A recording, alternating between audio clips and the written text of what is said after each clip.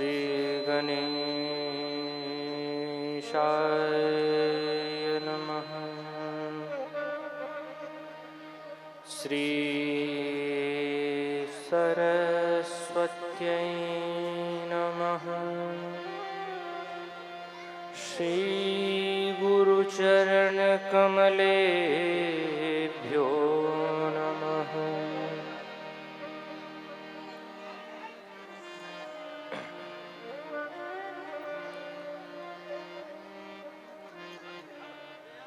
नमः परमहंसास्वादित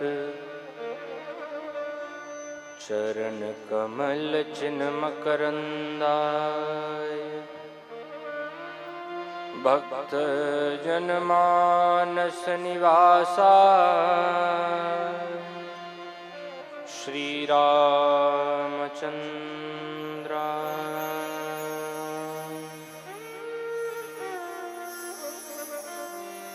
ध्येयं सदा परिभवग्नमभीष्टदोहम् तीर्थास्पदं शिवविरिञ्चिनुतं शरण्यम् भृत्यार्तिहं प्रणतपालभवाब्धिपूतम् वन्दे महापुरुष ते चरणारविन्दम्।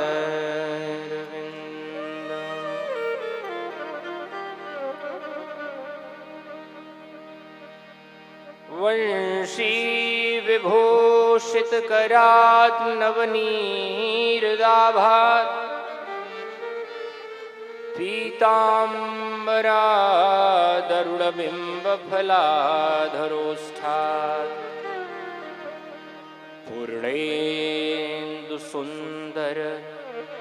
मुखातरविन्दनेत्रात् कृष्णात् परं किमपि तत्त्वमहं न जाने।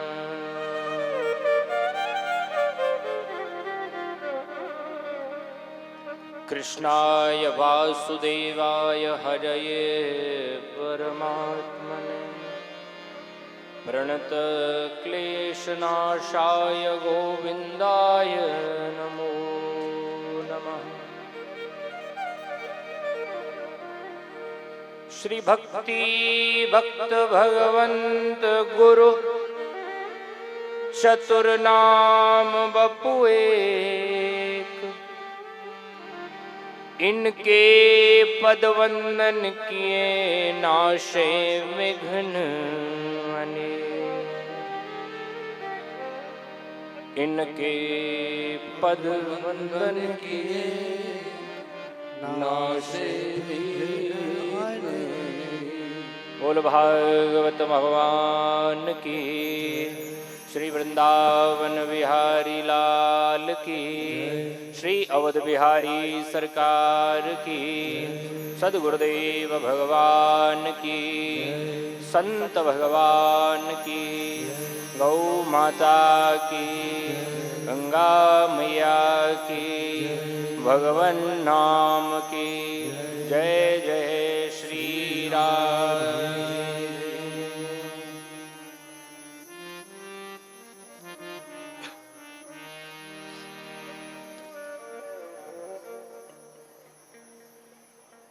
जगत नियंता षडैश्वर्य संपन्न भगवान योगेश्वरेश्वर श्री कृष्ण भगवान की वाणीमयी प्रतिमा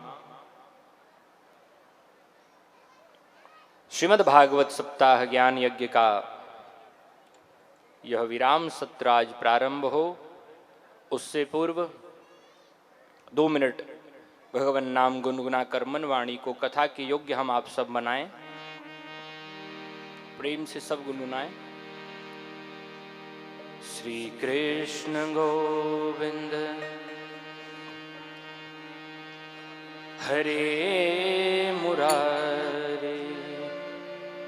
हे नाथ नारायण वासुदेवा।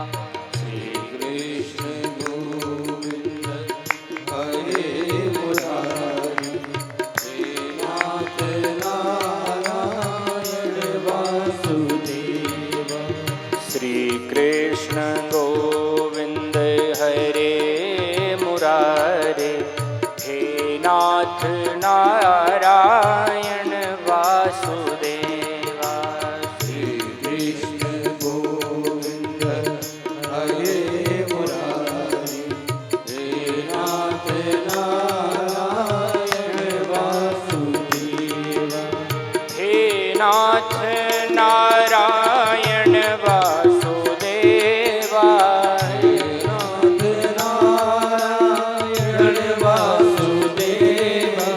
हे नाथ नारायण वासुदेवा।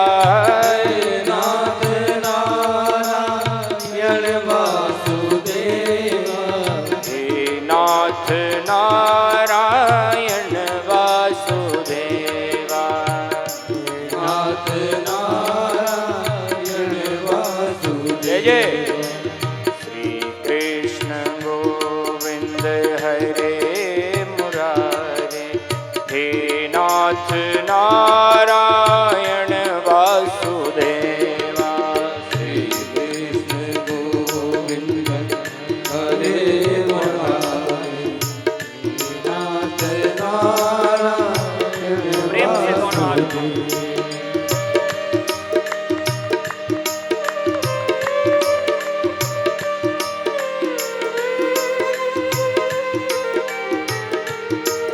द्वारिकाधीश भगवान की।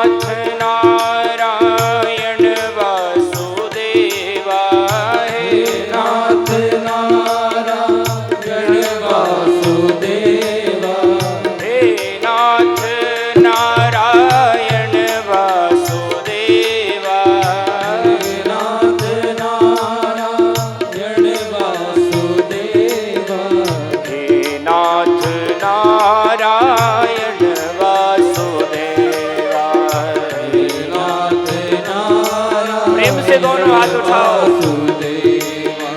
श्री कृष्ण गोविंद हरे मुरारे। हे नाथ नारायण वासुदेवा। श्री कृष्ण गोविंद हरे मुरारे। हे नाथ नारायण वासुदेवा। श्री कृष्ण गोविंद हरे मुरारे। नाथ नारायण वासुदेवा। श्री कृष्ण गोविंद हरे मुरारे। हे नाथ नारायण वासुदेवा। श्री कृष्ण गोविंद हरे मुरारे। हे नाथ नारायण वासुदेवा। हे नाथ नारायण वासुदेवा। हे नाथ नारायण वासुदेवा। हे नाथ नारायण वासुदेवा। बोलो कृष्ण कन्हैया लाल की।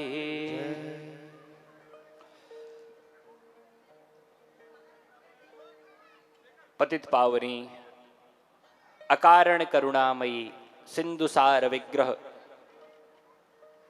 भगवान बाल कृष्ण लाल की वांगमय प्रतिमूर्ति यह आपके समक्ष विराजित श्रीमद् भागवत का दिव्य ग्रंथ, जिसकी आज विश्राम सत्र में हम आप सब प्रवेश करेंगे। यद्यपि कथा का विश्राम बड़ा असंभव है, कथा विश्राम ले ही नहीं सकती, और यहां तो प्रैक्टिकल आप देख लो, आज यहां विश्राम लेगी महाराज जी की कथा और 2 दिन बाद बिहार जाएंगे। बिहार विश्राम लेगी 24 को कथा, 27 को शिवपुरी जाएंगे, वहां विश्राम लेगी, फिर कहीं जाएंगे। तो कथा का विश्राम तो वास्तव में हो ही नहीं सकता। कोई ऐसा वक्ता नहीं हुआ जो कह दे कि मैंने कथा पूरी कह दी, कोई नहीं हुआ।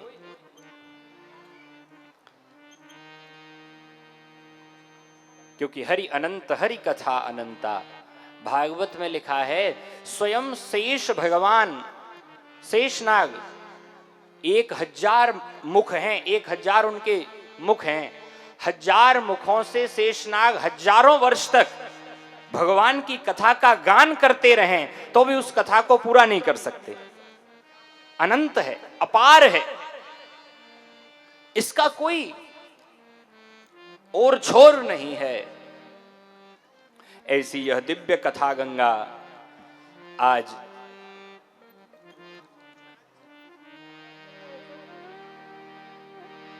हमको तो सबसे अच्छा ये लग रहा था कि कथा के बहाने से अपने गांव में इस बार खूब लगातार आने का सुअवसर मिला, सौभाग्य मिला। वरना अब तो ठीक है, कुछ ऐसी व्यवस्था यहां प्रारंभ कर दी कि जल्दी जल्दी चक्कर लगने लग गए, लेकिन फिर भी आप सबका बड़े बड़े, कई लोगों तो पहचानता भी मैं नहीं हूं, क्योंकि मैं जिस समय यहां से चले गए बड़ा छोटे छोटे से हम थे। तो कल भी एक माता जी मिली तो उन्होंने कहा लला तेने मुझे नहीं पहचानो। मैंने कहा मैया कसर रही नहीं पहचाना तो आप परिचय दे दो। तो वो थी एक परिचय की, जब उन्होंने परिचय दिया तो मैं पहचान गया, क्योंकि इतने बालक थे उस समय, याददाश्त इतनी डेवलप नहीं हुई थी। लेकिन लंबे समय बाद पुनः गांव में आकर इस पुनीत आयोजन में मेरी भी सहभागिता देने का सौभाग्य मुझे मिला। कल के प्रसंग से अधिक भूमिका न बनाते हुए जोड़ें। महाराज, कल आप सब ने भगवान के दिव्य रुक्मिणी मंगल की कथा का आनंद लिया। भगवान ने देवी रुक्मिणी का हरण किया और द्वारिका में लाकर के फिर विधि पूर्वक उनका, क्योंकि जहां से हरण करके लाए वहां विवाह तो थोड़े हुआ, वहां से तो बैठा लाए, द्वारिका में लेकर के आए और द्वारिका में लाकर विधि विधान से भगवान का रुक्मिणी मैया के साथ पाणिक ग्रहण हुआ, विवाह हुआ। एक और भी बारात लेके आया था रुक्मिणी के लिए, शिशुपाल। और शिशुपाल इतना दुखी महाराज, कहने को तो भगवान की बुआ का बेटा है, लेकिन इसकी बिल्कुल नहीं बनती। इतना क्रोधित, इतना क्रोधित, अरे कृष्ण को छोड़ूंगा नहीं महाराज। इसका एक मित्र है जिसका नाम है जरासंध। जरासंध ने कहा तेरे साथ एक बार भगवान ने गड़बड़ करी, तू इतना क्रोधित हो रहा है? अरे क्रोध करने की बात है, मेरे विवाह में से मेरी होने वाली दुल्हन को ले। अरे शिशुपाल, तेरे साथ तो एक घटना घटी, लेकिन मुझे तो 17 बार कृष्ण ने पराजित किया, 17 बार, और तू खामखा टेंशन ले रहा है। तो शिशुपाल ने सोचा फिर कोई बात नहीं, जब हमसे बड़े बड़े बेशरम बैठे हैं और अपनी कहानी अपने मुंह से बता रहा है तो हम बिना बात क्यों टेंशन लें। हमसे बड़े वाले बैठे हुए हैं, 17 बार हार गए हैं। भगवान लेकर के आए, प्रेम से विवाह हुआ। अब इस विवाह का थोड़ा सा भाव समझ लीजिए। रुक्मिणी कौन है भैया? रुक्मिणी मैया साक्षात महालक्ष्मी का ही अवतार है, और लक्ष्मी सदा सर्वदा किससे विवाह करेगी? बोल लक्ष्मी नारायण भगवान की। लक्ष्मी सदा सर्वदा नारायण की है, सदैव नारायण की है। समझने जैसी बात क्या है? बोले समझने जैसी बात ये है कि हम आपके पास भी जब लक्ष्मी बढ़ने लगे हैं, कोई बहुत अधिक लक्ष्मी, अब कलयुग में तो लक्ष्मी का स्वरूप यही है, तो कलयुग में लक्ष्मी जब किसी के पास बहुत बढ़े तो अपने को लक्ष्मीपति मत समझिए। हम लोग क्या करते हैं, बोले लक्ष्मी जब बढ़ती है तो लक्ष्मीपति अपने को मानने लगते हैं। देखो लक्ष्मी से संबंध बनाने हो ना तो दो संबंध बनाओ। लक्ष्मी से संबंध बनाने हो तो दो संबंध बनाइए। सबसे उत्तम संबंध क्या है? बोले लक्ष्मी को अपनी मां मान लो, है? लक्ष्मी को मां मान लीजिए, और जिस प्रकार से मैया बालक का सब ध्यान रखती है, भरण पोषण रखती है, तो उसी प्रकार लक्ष्मी माता भी आपका पूरा ध्यान रखेगी। लक्ष्मी मां की खूब कृपा रहेगी। अगर आपने मां माना और मां नहीं मान सकते हो, किसी ने कहा मां नहीं मानेंगे, तो ठीक है, मां न मान सको तो एक दूसरा संबंध है, क्या? बोले बिटिया मान लीजिए, हैं? लक्ष्मी के पिता भाव रख लो, ये भी ठीक है। ये कैसे ठीक है? बोले बिटिया कितनी भी पिता की प्यारी हो, हैं? बिटिया को पिता बहुत प्यार करता हो, लेकिन ये विवेक हमेशा रखता है कि इसको सही समय आने पर इसके घर विदा करना है। सदैव अपने पास नहीं रखी जा सकती बेटी घर में, है? बेटी सदैव मायके में ही पड़ी रहे ब्याह के बाद तो भी ठीक नहीं है। तो लक्ष्मी का तो, बिटिया का तो आना जाना ठीक है, आवे और समय आने पे चली जावे, आवे और जावे। तो महाराज लक्ष्मी के साथ भी संबंध यही रहे, लक्ष्मी के साथ भी संबंध यही रहे, क्योंकि लक्ष्मी का स्वभाव है एक जगह टिकेगी नहीं। तो जब समय उचित आवे तो जो लक्ष्मी भगवान की कृपा से आपको प्राप्त हुई है उसको भगवान के ही काम में लगा दीजिए। जो लक्ष्मी भगवत कृपा से प्राप्त हो रही है उसको भगवत काम में लगा दीजिए। और नहीं लगाया, आपने कहा नहीं लगाया, तो आप सबको कथा सुन चुके हो। अपनी लक्ष्मी का नारायण के साथ वर्ण करा दो, विवाह करा दीजिए, वर्ण करा दीजिए। और अगर तुमने लक्ष्मी का नारायण के साथ स्वेच्छा से वर्ण नहीं कराया तो नारायण तुम्हारी लक्ष्मी का हरण करके तो ले ही जाएंगे, है? कल की कथा में रुक्मी भी तैयार नहीं था बहन का विवाह करने के लिए, तो भगवान आए और मंडप से उठा के 9-2-11 हो गए। तो करना क्या है? बोले समझना यही है कि प्रेम से लक्ष्मी का वर्ण भगवान नारायण के साथ किया जाए। आप कहेंगे करें कैसे? कुछ ज्यादा नहीं, जो यजमान परिवार को देख लो, इन्होंने अपने घर की सुलक्ष्मी का इस भव्य स्वरूप में भगवान नारायण के साथ वर्ण किया है। ये भगवान नारायण के साथ लक्ष्मी का वर्ण है। सत्संग हो, कथाएं हो, भागवत हो, है? अब ये इतना बड़ा आयोजन हुआ है तो बिना लक्ष्मी के तो हुआ नहीं होगा, है? अब कितनी भाई वो तो आप ही बता पाएंगे, लेकिन बिना लक्ष्मी के इतना बड़ा आयोजन संभव नहीं। तो ये हो क्या रहा है? ये लक्ष्मी को नारायण की सेवा में आपने समर्पित किया है। हम लोगों के भीतर लक्ष्मी का अहंकार यदि पालोगे तो गड़बड़ रहेगी। लक्ष्मीपति मत मानो अपने को। लक्ष्मीपति अपने को माना कंस ने, लक्ष्मीपति अपने को माना रावण ने, है? रावण के ऐश्वर्य की आप लोग कल्पना नहीं कर सकते हो। रावण पे कितना ऐश्वर्य था। रावण को आप साधारण मत समझिए। रावण पे संसार का कोई ऐसा सुख नहीं था जो रावण के पास नहीं था भैया। यक्ष कन्या, गंधर्व कन्या, नाग कन्या, देव कन्या, अप्सराएं, सब महाराज महल भरे पड़े हैं, लेकिन फिर भी उसका पेट नहीं भरा सौंदर्य से। गया और जानकी जी का हरण करके ले आया। जानकी जी का हरण करके ले आया। रावण के पुराणांतर प्रसंग आता है, पुराणों में यह प्रसंग है कि रावण जब जानकी जी का हरण करके लाया, रावण जब जानकी जी का हरण करके लाया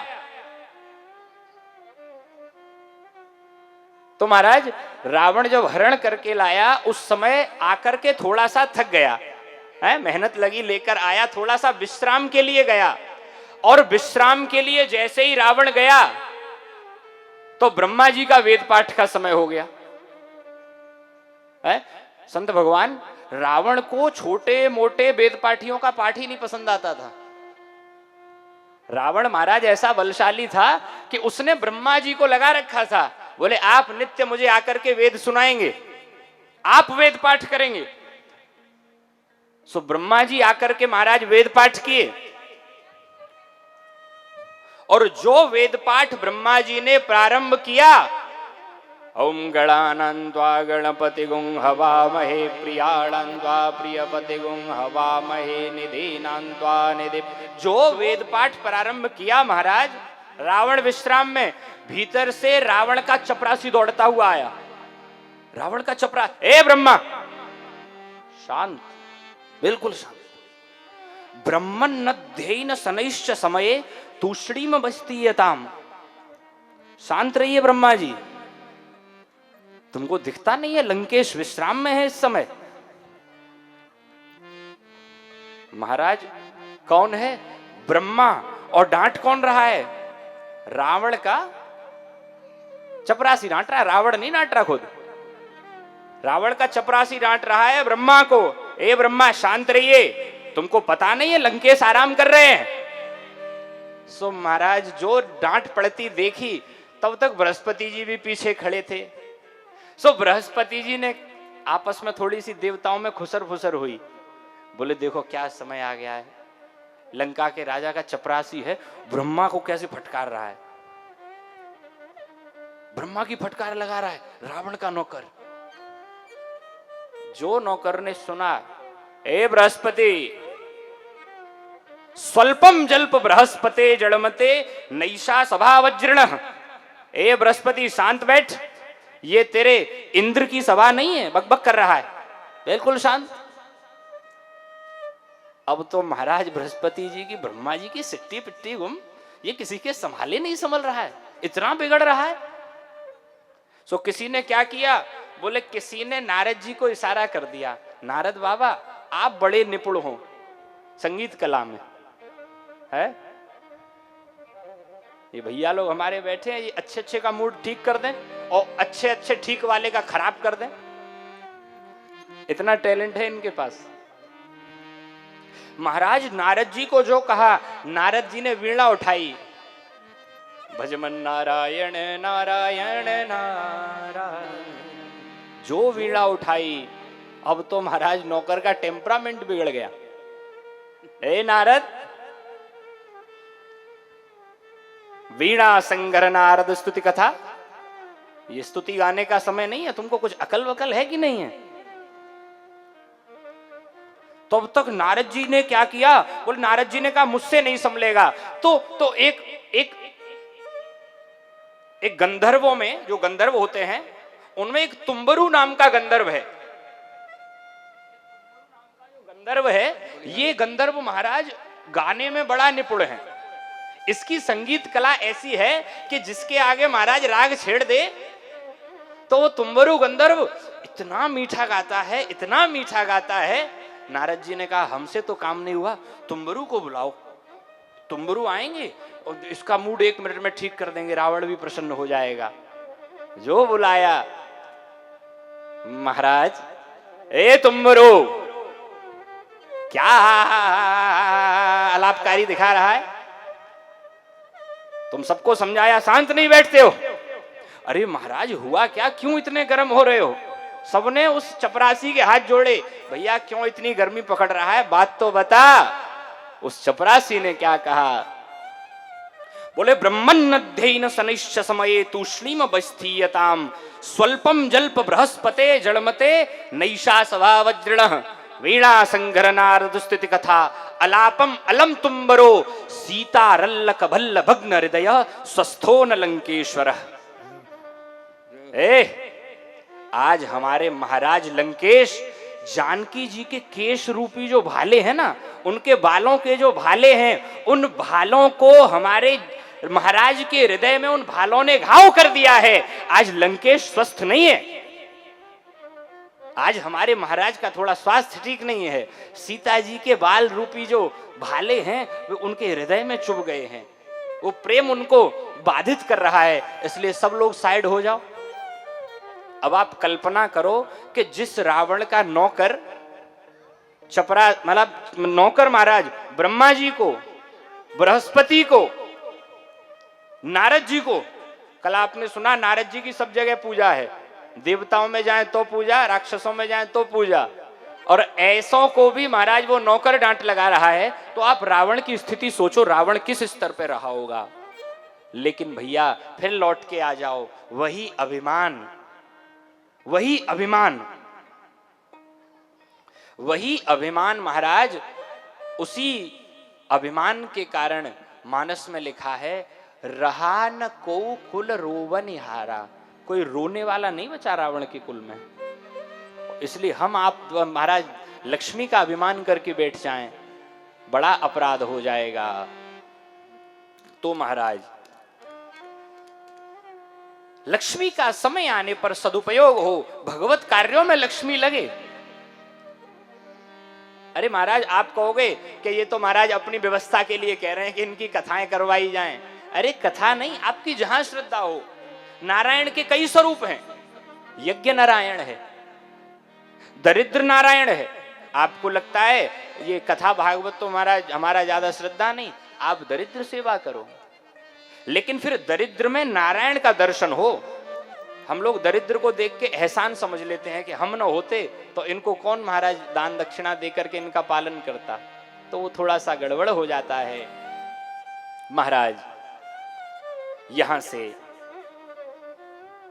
सुखदेव भगवान ने कहा, राजन कल भगवान के विवाह की तुमने चर्चा सुनी। भगवान के रुक्मिणी मैया के गर्भ से एक पुत्र हुआ।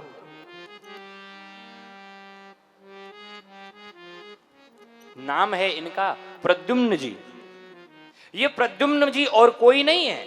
रासलीला में आपने सुना कामदेव से शर्त लगी थी ना भगवान की, बोले तुम हारे तो हम तुम्हारे पिता बनेंगे। सो वही कामदेव रुक्मिणी के गर्भ से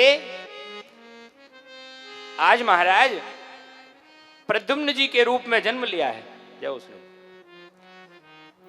तो महाराज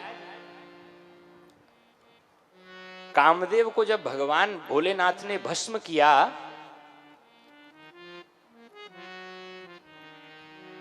कामस्तु वासुदेवांशो दग्धः प्राग रुद्रमन्युना। कामस्तु वासुदेवांशो, वासुदेव भगवान श्री कृष्ण का अंश बनकर के कामदेव आया।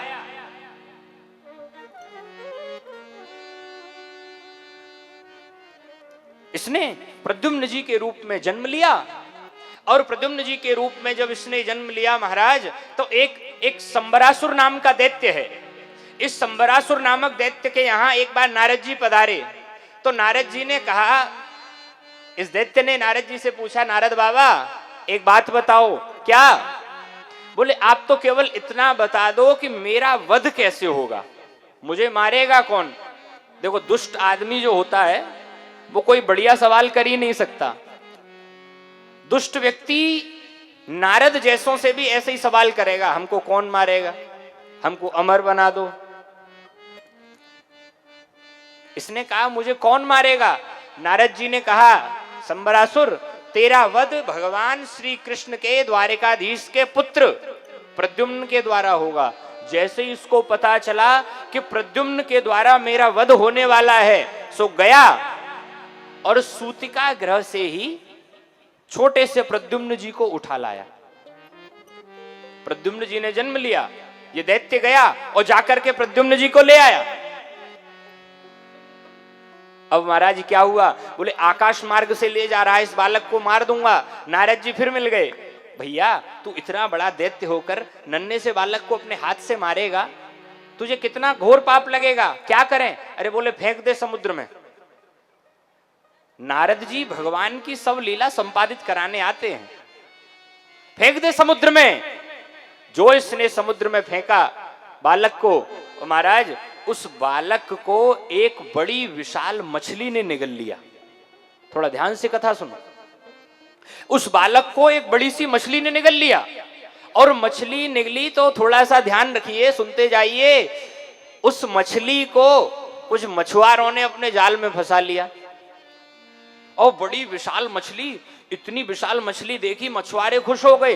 बोले इस मछली का उचित दाम कहां मिलेगा? बोले राजा संबरासुर के यहां चलो, है वही दैत्य इसका उचित दाम दे सकता है। लेकर के आए संबरासुर के पास, और जो संबरासुर के पास लाकर दिया, ठीक है, उसने अपनी रसोई में भिजवा दिया। जाकर के जब इसका पेट फाड़ा गया मछली का, तो मछली के भीतर से छोटा सा नन्हा सा प्यारा सा बालक निकला। मछली निगल गई उसको। जैसे ही पेट फाड़ा गया, छोटा सा बालक निकला। महाराज इसको कहते हैं विधि का विधान है, भवतव्यता। जैसी जस भवतव्यता वैसी बने सहाय। उसी संबरासुर ने प्रद्युम्न जी को मारने के लिए सारा कुचक्र रचा, और वही प्रद्युम्न जी आकर के संबरासुर के महल में हो गए। इसने कहा महाराज छोटा सा बालक है, हाँ क्या किया जाए? सो इसने उस नन्हे से बालक की जिम्मेदारी खाना पकाने वाली माता को, रसोईया जो थी इसके यहाँ, उसको सौंप दी। इस रसोईया का नाम है मायावती। ये वो मायावती नहीं है जो आप समझ रहे हो, वो मायावती नहीं है, ये मायावती दूसरी है। इन मायावती जी को सौंपा तो महाराज धीरे धीरे धीरे धीरे मायावती ने पालन किया नन्हे से प्रद्युम्न का, और नन्हे से प्रद्युम्न का मायावती ने पालन किया, और इतने प्रेम से पालन किया, इतने प्रेम से पालन किया कि बड़े ही अल्प समय में, बड़े छोटे से समय में प्रद्युम्न जी युवा हो गए, पूरे बलिष्ठ हो गए। और जब युवा प्रद्युम्न जी हुए, तो एक दिन प्रद्युम्न जी ने क्या देखा? बोले हमारा पालन इसने किया है, तो कायदे से तो ये हमारी माता होनी चाहिए, लेकिन हमें क्या गड़बड़ लग रही है? प्रद्युम्न जी ने कहा मैया, हे देवी, हम आपसे एक प्रश्न पूछना चाहते हैं। क्या? बोले हम बहुत दिनों से देख रहे हैं एक गड़बड़ है। क्या? बोले मात्र भाव मतिक्रम्य बरतसे कामिनी यथा। मैं देख रहा हूं कि आपने मेरा पालन पोषण तो किया, तो आप मेरे लिए माता समान हो, लेकिन आपके भाव माता वाले नहीं है मेरे प्रति। वर्तसे कामिनी यथा, जैसे कोई पत्नी की दृष्टि पति के लिए रहती है प्रेम वाली, आपकी वो दृष्टि मेरे प्रति है। आपका व्यवहार कुछ ठीक नहीं है। उस देवी ने चरण पकड़ लिए, प्रभु पहचान लिया। क्या? अरे बोले आप भूल रहे हो, याद करिए जिस समय भगवान महादेव ने आपको भस्म किया था, मैं रोकर के चरणों में गिरी थी। अरे आप? हाँ, मैं आपकी पत्नी रति हूं। नारद जी ने मुझे सब घटना बता दी थी, मैं पहले ही संबरासुर के यहां आ गई थी। मैं आपकी पत्नी हूं रति। अरे तो मैं कौन हूं? अरे बोले आप वो हमारे पति। अरे आप मेरे सदा सर्वदा के पति कामदेव हो, मैं रति हूं, और इस जन्म में आप भगवान द्वारिकाधीश के बेटा बने हो। भगवान द्वारिकाधीश के बेटा बन के आपने जन्म लिया है। इस दैत्य ने आपको अपहरण कर लाया। जो पता चला महाराज, प्रद्युम्न जी तो बलिष्ठ हो गए थे भगवान के समान, तुरंत जाकर के संबरासुर को चैलेंज किया, ए दुष्ट, जाकर के इसको महाराज चुनौती दी है, और चुनौती दे करके इस संबरासुर से घोर युद्ध प्रद्युम्न जी का हुआ। इस संबरासुर का वध किया है, और वध करने के बाद लौट करके द्वारिका आए। लौट करके द्वारिका जब आए, अब महाराज जब माताओं ने देखा रुक्मिणी मैया के तो नेत्रों से आंसू बहने लगे। रुक्मिणी मैया सोचने लगी, बोले मेरा एक छोटा सा बालक था और मेरा वो छोटा सा बालक यदि आज जीवित होता तो बिल्कुल इसी जैसा दिखता। प्रद्युम्न जी को देखकर कह रही हैं, बोले मेरा वो छोटा सा बच्चा आज यदि जीवित होता तो इसके जैसा ही दिखता।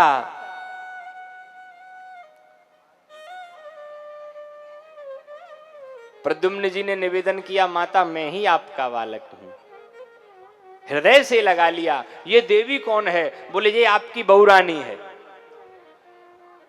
अब किसी माता का पुत्र खोवे और सालों बाद मिले और संग में बहू मिल जाए, इससे बढ़िया क्या बात हो सकती है? प्रसन्न हो गई, बड़े प्रेम से हृदय से लगाया है। महाराज यहां इस प्रकार भगवान की सभी रानी बड़ी प्रसन्न हुई। अच्छा अब थोड़ा सा ध्यान दो, जैसे ही कहा कि भगवान की सभी रानी बड़ी प्रसन्न हुई, सोई परीक्षित के कान खड़े हो गए। श्रोता महाराज परीक्षित जैसा होना चाहिए। परीक्षित ने कहा, गुरुदेव एक सेकंड, क्या? बोले आप कह रहे हो सभी रानियां प्रसन्न हो गई? हाँ। बोले कितनी रानियां हैं भगवान की? जो पूछा कितनी रानियां हैं, परीक्षित जी ने कहा कितनी रानियां हैं? सुखदेव जी ने कहा, राजन गिनता जा, अभी तो तूने केवल रुक्मिणी विवाह सुना है, एक भगवान का विवाह कहां हुआ? बोले भगवान के राज्य में एक राजा है, नाम है जिसका सत्राजित।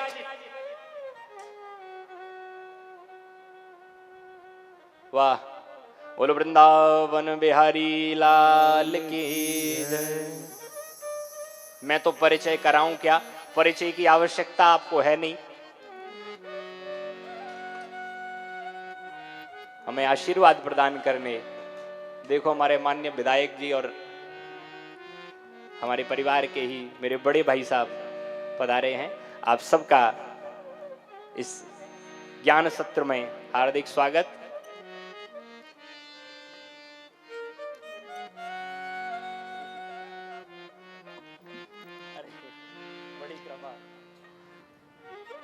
हरि शरणं हरि शरणं हरि शरणं हरि शरणं हरि शरणं हरि शरणं हरि शरणं हरि शरणं हरि शरणं हरि शरणं। श्री हरि हरि।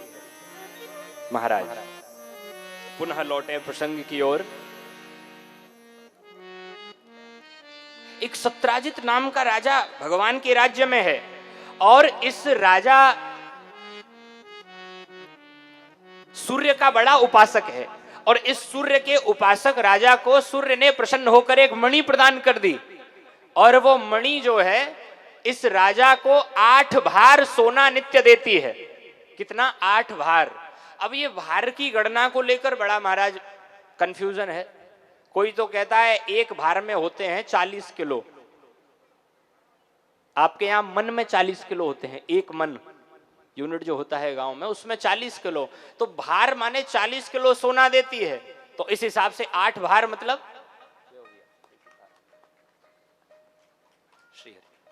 8 भार यानी 320 किलो। अब जिसके यहां 320 किलो सोना हो कहां डांट खाएगा महाराज। एक दिन क्या किया इसने? बोले मणि पहन के पहुंच गया भगवान के दरबार में, भगवान द्वारिकाधीश के दरबार में, और मणि दिखाने लगा। अब हमारे कन्हैया का तो स्वभाव है, राम जी होते तो चुपचाप रह जाते। भगवान ने कहा सत्राजित एक काम करो। क्या? बोले मणि लाए हो? हाँ। बोले तुम्हारे पास क्या काम है, इस मणि को हमको दे जाओ। अरे इससे क्या करेंगे? बोले इससे हम समाज सेवा के काम करेंगे। मणि का तुम क्या करोगे? 320 किलो सोना रोज मिलता है, क्या करते हो उसका? मणि दे जाओ। पर हम लोगों का स्वभाव यही है, भगवान कुछ मांगे और इतनी आसानी से दे दें। इसने मना कर दिया और मना जब किया भगवान ने तो बात आई गई कर दी। एक दिन इसका भाई प्रसेन मणि लेकर के जंगल में गया, और मणि लेकर जब जंगल में गया, एक सिंह ने मणि को कुछ पदार्थ समझ करके प्रसेन को मार डाला। और इधर क्या हुआ? बोले इधर जब प्रसेन इसका भाई नहीं लौटा तो इसको थोड़ा सा शंका हो गई। बोले हो न हो, कृष्ण ने मुझसे मणि मांगी और मैंने द्वारिकाधीश को मणि नहीं दी। ये बात इसने अपनी पत्नी के कान में कही गई। मैया, ये बात इसने पत्नी के कान में कही। सुन क्या? बोले मुझे लगता है कि द्वारिकाधीश ने मेरे भाई को मार दिया है और मणि ले ली है, लेकिन मेरे पास कोई सबूत नहीं है, तो इसलिए केवल मैं तुझसे कह रहा हूं ये बात, किसी से कहना मत, केवल मन की बात तुझसे कही है। और महाराज, माताओं को आप कोई बात बता दो है, और फिर माताओं को कोई बात बता दो और फिर ऊपर से आप कह दो कि बात किसी से कहना मत।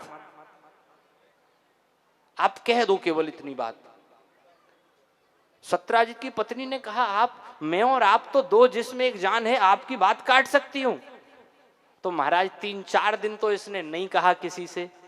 अब कोई माता बात न बतावे तो हाजमा बिगड़ने लगता है। सो जो ज्यादा पेट में उथल पुथल हुई, सो गई महाराज पड़ोसन के पास। सुन बहन, क्या? बोले पता है तुझे, मेरे देवर ने द्वारिकाधीश को मणि नहीं दी, तो द्वारिकाधीश ने मेरे देवर को मार डाला, मणि ले ली, लेकिन सुन क्या, ये बात किसी से कहना मत। मैंने केवल तुझ पे विश्वास करके बताया है, किसी से। अरे बहन, तूने मुझ पे भरोसा किया है, मैं तेरा भरोसा तोड़ूंगी? अरे मेरी तेरी जन्मों की यारी है, किसी से नहीं कहूंगी। दूसरे दिन पहुंच गई पड़ोस में। अब तो महाराज कानों कान, करणे करणे जपन जना, भागवत में लिखा है, कानों कान खबर फैल गई। भगवान ने कहा ये कहां खाम खा का कलंक लगा जा रहा है। तुरंत कुछ सदस्यों को लेकर जंगल में गए। जंगल में जाकर महाराज देखा तो प्रसेन को मृत पाया। थोड़ा आगे गए तो एक शेर को मरा हुआ पाया, और थोड़ा और आगे बढ़े तो क्या देखा? बोले एक रीछ के चरणों के निशान हैं। धीरे धीरे आगे बढ़े, ऋक्ष की गुफा में गए हैं महाराज। और रीछ की गुफा में जब गए तो क्या देखा? बोले एक रीछ कन्या है, गेंद से, उस मणि से गेंद की तरह खेल रही है। कुछ अजनबी को देखा तो चीख पड़ी एकदम। जो चीखी, पीछे से एक बड़ा विशाल भालू कूद पड़ा।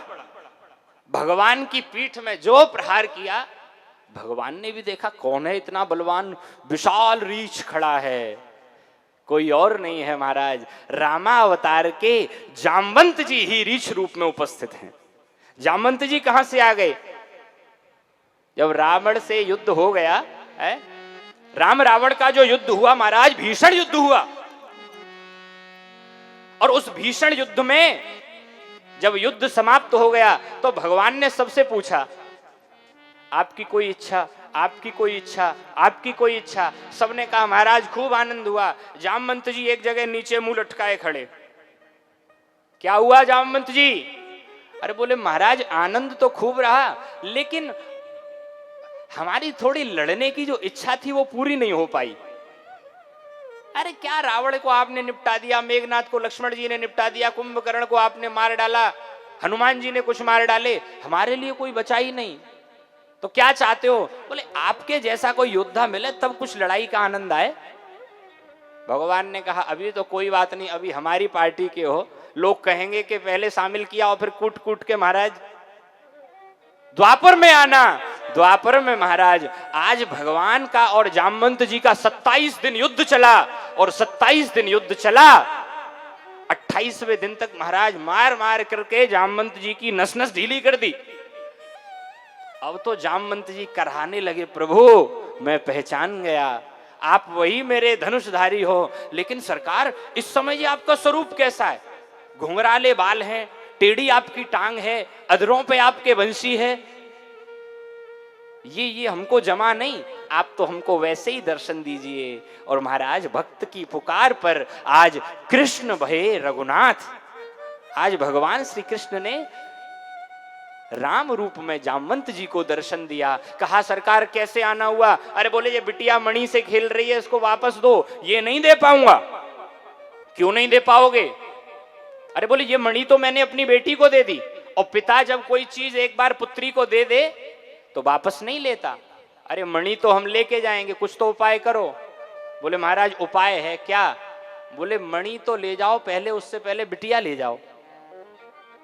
आप हमारी बेटी से विवाह कर लीजिए और मणि दहेज में ले जाइए। भगवान ने कहा ठीक है आने दो। भगवान यहां से लेकर के आए जाम्बवती को, और जाम्बवती जी के साथ भगवान ने दूसरा विवाह किया।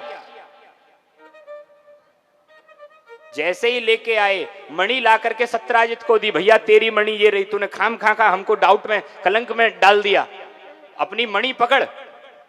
अब जो मणि पकड़ी तो महाराज पहले जो जनता कह रही थी ना कि कृष्ण तो बचपन का ही चोर है, पहले माखन चुराता था, आज मणि चुराने लगा।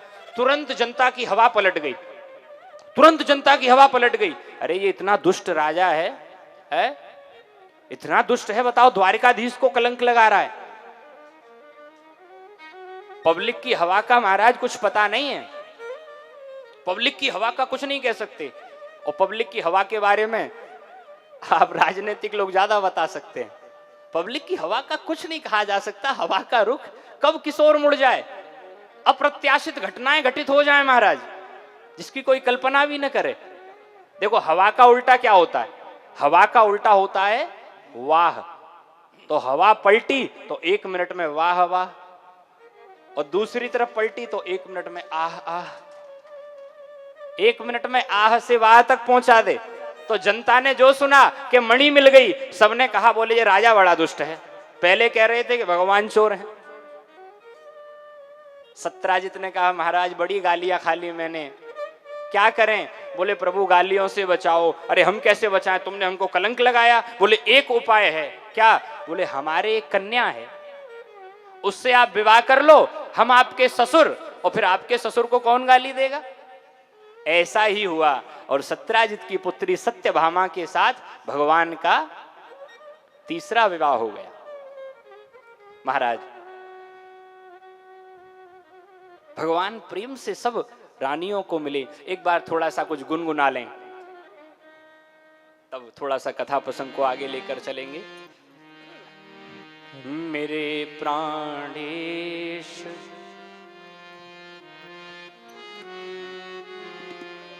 प्रेम से सब लोग गाइएगा। मेरे प्राणेश मनमोहन तुम्हें ढूंढूं कहाँ जाकर। मेरे प्राणेश मनमोहन तुम्हें ढूंढूं कहाँ जाकर। मेरे प्राणेश मनमोहन तुम्हें ढूंढूं कहाँ जाकर। प्रेम से दोनों हाथ उठा के गाओ।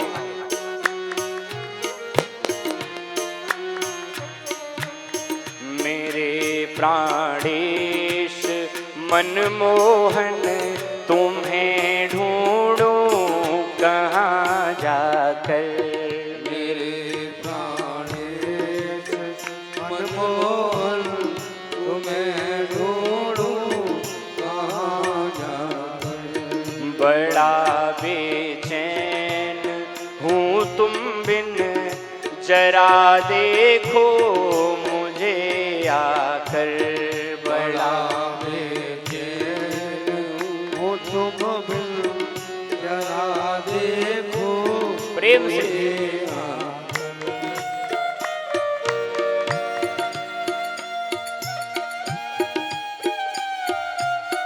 हे हरि।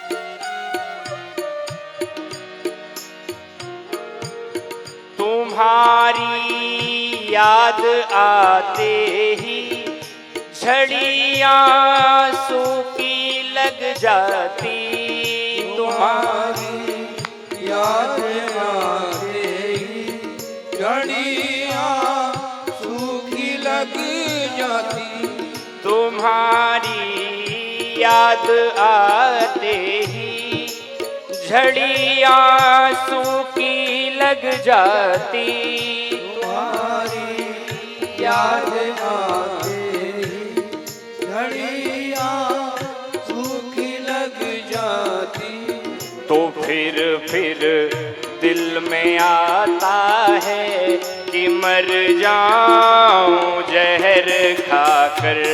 तो फिर दिल में आता है कि मर जाऊं जहर खाकर। अरे मेरे प्राणेश मनमोहन तुम्हें ढूंढूं कहाँ जाकर। मेरे प्राणेश मनमोहन तुम्हें ढूंढूं भक्त कह रहा है प्रभु बड़ा आपने बहुत तड़पाया, कब से ढूंढ रहा हूं। छिपे हो तुम कहाँ जाकर, न आते हो बुलाने से। छिपे हो तुम कहाँ जाकर, नाते हो बुलाने छिपे हो तुम कहाँ जाकर, न आते हो बुलाने से। छिपे हो तुम कहाँ जाकर, नाते हो बुलाने पर।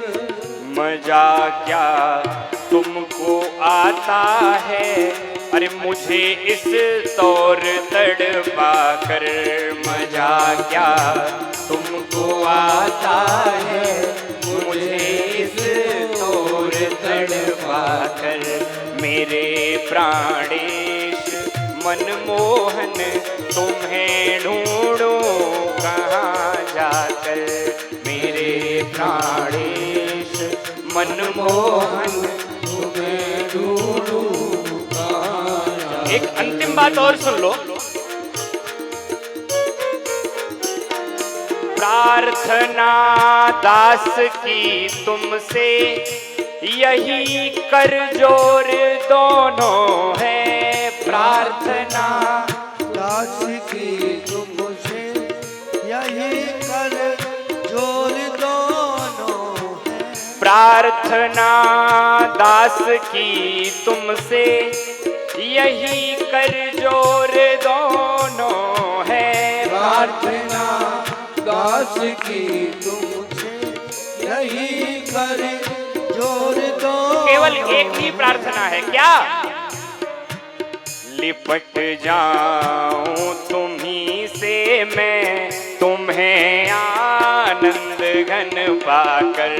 लिपट जाऊं तुम्ही से मैं, तुम्हें आनंद घन पाकर। अरे मेरे प्राणेश मनमोहन तुम्हें ढूंढूं कहाँ जाकर। मेरे प्राणेश मनमोहन तुम्हें ढूंढूं कहाँ जाकर। तुम्हें ढूंढूं कहाँ जाकर, तुम्हें ढूंढूं कहाँ जाकर। महाराज भगवान का तीसरा विवाह हुआ सत्यभामा के साथ। विवाह चर्चा बड़ी संक्षिप्त में पूर्ण कर लें। एक बार क्या हुआ, बोले भगवान एक बार गए इंद्रप्रस्थ। इंद्रप्रस्थ कहाँ है? इंद्रप्रस्थ है आज के समय में दिल्ली। दिल्ली में एक स्थान भी है इंद्रप्रस्थ। तो भगवान एक बार पांडवों से मिलने इंद्रप्रस्थ गए, और पांडवों से मिलने जब भगवान गए तो क्या देखा, एक रथ पे महाराज जमुना जी के किनारे भगवान अर्जुन को लेकर निकले। अर्जुन चलो थोड़ा सा जंगल विहार कर। यहाँ भगवान वन विहार करने अर्जुन के साथ निकले। यमुना जी की किनारे पर क्या देखा? बोले बड़ी तेजस्वी एक देवी है और तप कर रही है, तप कर रही है, निर्जन वन में तप कर रही है। भगवान ने कहा अर्जुन थोड़ा जाकर देखो तो सही, ये वन में कौन कन्या है जो तप कर रही है बैठकर एकांत में। अर्जुन ने जाकर निवेदन किया, देवी जी आपका परिचय दे रही है। अहम देवस्य सवितुर दुहिता पतिमिक्षति विष्णुं वरेण्यं वरदः तपः परममा स्थिता। महाराज अहम देवस्य सवितुर दुहिता, मैं दुहिता हूं। दुहिता का अर्थ जानते हो क्या होता है? दुहिता माने पुत्री। तो पुत्री को दुहिता क्यों कहते हैं? बोले जो दोनों कुलों का हित करे है। पुत्री पवित्र किए कुल दो, जो दोनों कुलों का हित साधे उसको कहते हैं दुहिता। महाराज मैं सूर्य की दुहिता हूं, मैं सूर्य पुत्री हूं और मेरा नाम है कालिंदी। अच्छा देवी कालिंदी आपका नाम है? हाँ, तो आप तप क्यों कर रही हैं? बोले विष्णुं वरेण्यं वरदः, मैं द्वारिकाधीश को अपना पति बनाना चाहती हूं। अर्जुन ने देखा भगवान की ओर, महाराज तुम्हारा बृहस्पति बड़ा जोरदार चल रहा है।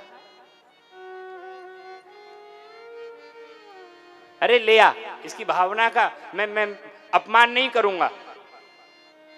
सो महाराज हाथ पकड़ के जमुना जी को रथ पे बिठाया, द्वारिका ले आए और जमुना जी के साथ भगवान ने कर लिया चौथा विवाह। ये भगवान यहां लीला पुरुषोत्तम रूप में आए हैं।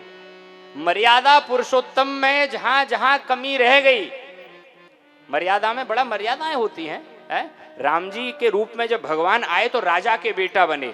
अब राजा का बेटा हो तो महाराज आप देखो, आज आपके गांव में कोई राजनीतिक डिप्टी सीएम साहब आए तो उनकी कितनी प्रोटोकॉल, हर कोई उनसे मिल भी नहीं सकता। तो ऐसे ही भगवान जब राजा का बेटा बने तो महाराज जो गांव के गरीब महाराज जो दीन थे वे सब मिल ही नहीं पाते थे। दूर हटो दूर हटो। और इतना तो राजनीतिक खुद में नेता में करंट नहीं होता जितना चपरासी में होता है। नेता मिलने को तैयार हो और बाहर वाला दूर से, अरे कहां चले आते हो, समय नहीं। सो महाराज जो कमी रामावतार में रही, भगवान ने देखा यहाँ कई लोग हैं जो मुझसे मिल नहीं पाए, क्या करूं? बोले इनके जैसा बन करके आऊंगा। सो भगवान कृष्णावतार में बिल्कुल गांव के गंवार ग्वारिया बन के पैदा भये। जो है कोई प्रोटोकॉल नहीं, कोई औपचारिकता नहीं, जैसे हो सब मिल लो। सो यहाँ चौथा विवाह जमुना जी के साथ कर लिया। पांचवा विवाह और छठवां विवाह भगवान का मित्र वृंदा और भद्रा देवी के साथ हुआ। ये भगवान की बुआ की ही बेटियां हैं, थोड़ा सा ध्यान देना, ये भगवान की बुआ की बेटियां हैं। आपको बुआ की बेटियों से विवाह कर लिया, कोई गड़बड़ नहीं की है। हम आप सब आरती गाते हैं, क्या कहते हैं? तुम हो एक अगोचर सबके प्राण पति। भगवान नारायण को पति बताते हो कि नहीं? अब कोई माता शाम को आरती गाए, सबके प्राणपति, बगल में देवता खड़ा हो और मारने लगे, बोले तू इसको क्यों पति बोल रही है? मैं हूं पति तेरा? अरे महाराज वे तो प्राणपति हैं, उनके अतिरिक्त संसार में कोई पुरुष नहीं है भैया। ये केवल जो लिंग भेद दिख रहा है ये संसार दृष्टिक्रम चलाने के लिए है। पुरुष माने पुरे शरीरे सुसेते यह सह पुरुष। इस मानव देह में बैठकर इन शरीरों का जो उपभोग कर रहा है उस परम तत्व का नाम पुरुष है। ऐसा नहीं है कि ये पुरुष ने, ये भी पूरे शरीरे सुसेते। भगवान ने ये 6 विवाह किए। 7वां विवाह भगवान का नागनजित नाम के राजा हैं, जिनकी कन्या है नागनजिती। इन्होंने शर्त लगा दी, बोले मेरे 7 बैल हैं, इन 7 बैलों को जो नाथ देगा एक रस्सी से, मैं उसको अपनी कन्या दे दूंगा। बड़े बड़े राजकुमार आए और बैलों ने महाराज सब, किसी की टांग टूटी, किसी का पैर टूटा, किसी का हाथ टूटा, कोई मरा। जयकारा शेरवा